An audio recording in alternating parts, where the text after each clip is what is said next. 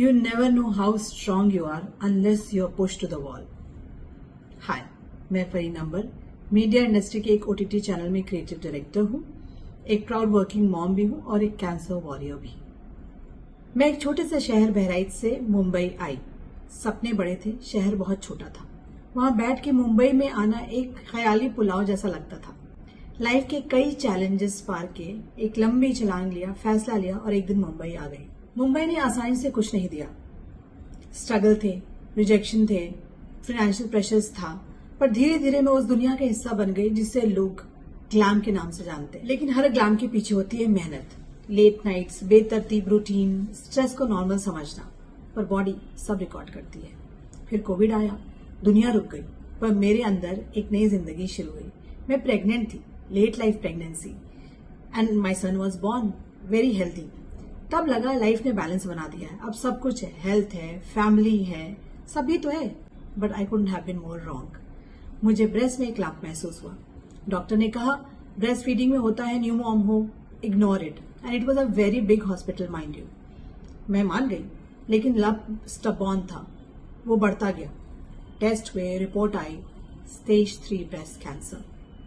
1 साल का बेबी गोद में। I was numb. मेरा सवाल गॉड से वाई मी नहीं था, बट ये था कि अब भी क्यों, why now, just when I was a new mom and my baby needed me. खैर, डायग्नोसिस 12 मार्च को हुई। 14 मार्च को मेरा बर्थडे था। मैंने पूरे फैमिली को उठाया और ट्रिप पे चली गई। सबको लगा शॉक में हूं, डिनायल में हूं।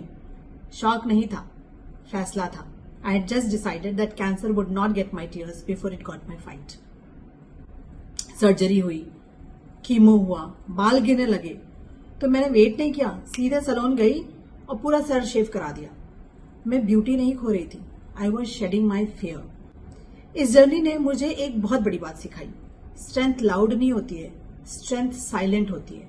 हर कीमो के बाद उठने में होती है, हर स्माइल के पीछे होती है, और हर बार जब आप टूट भी जाते हैं ना और तब खड़े होते हैं, वहां होती है।